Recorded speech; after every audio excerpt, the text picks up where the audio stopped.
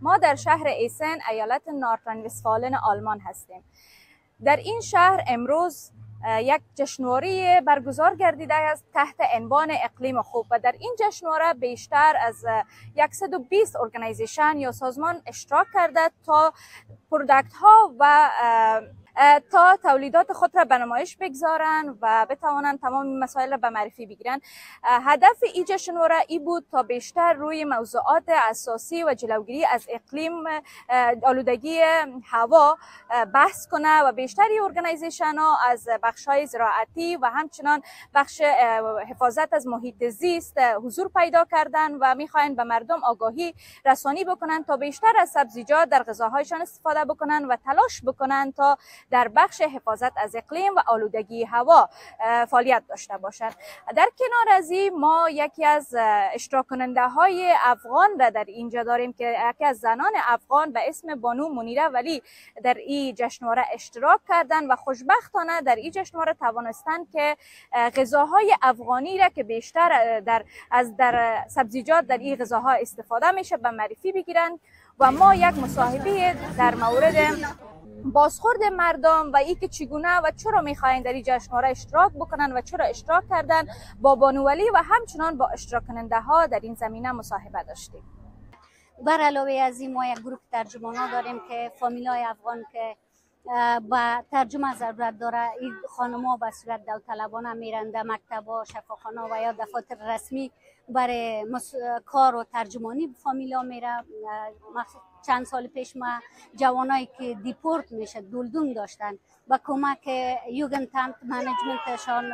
گرفتم اینا تانستن که اوفنهالت بگیرن و فیل ریسپکت سنتروم که یک بنیاد خیریه است و از طرف یک مولتی میلیونر آلمانی حمایت میشه. در اونجا ما یک دفتر داشتم و نتورک خوب داریم به خاطر نگه داشتن آب و هوا و عادت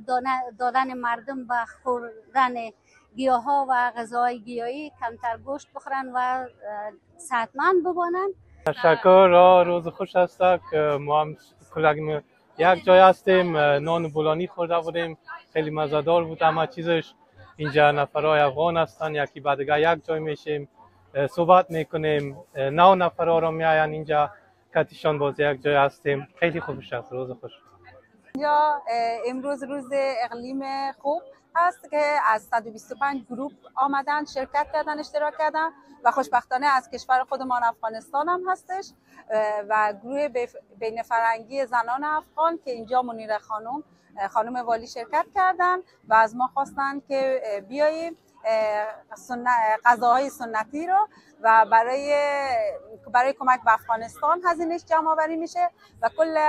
خانمایی که توانستن امروز آمدن اینجا کمک کردن، هر کس به نحوهی که میتونست در پخت و پز، در فروش و خوش هستیم که میتونیم سهم کوچیک بگیریم برای مملکت خودمان ان شاءالله به امید افغانستان آزاد.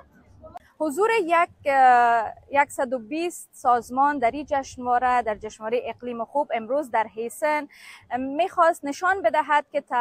تمام مهاجرین در آلمان فعالیت‌های متعدد را در این زمینه ها انجام میدهند، در خصوص افغان ها که میخواست یک بازخورد بسیار خوب را برای دولت آلمان، برای مردمی که در آلمان زندگی میکنند نشان بدن و این را اشاره بکنند که نه تنها افغان ها در مسائل متعدد فعالیت دارند بلکه در کارهای داوطلبانه و برای که بتوانند فرهنگ و کلتور خود را برای مردم در آلمان و در جهان نشان بدن اشتراک کنند. در کنار از این نشان دادن فرهنگ کلتور ما، افغانات میخواین بیشتر و بیشتر بر کسایی که در افغانستان حضور دارن و زمینه تحصیل برشان مساعد نیست کمک بکنن که اتفاقا و بگویم خوشبختانه بانوولی با این کار خود میخواد که چی که داره چی میگه درآمدی که داره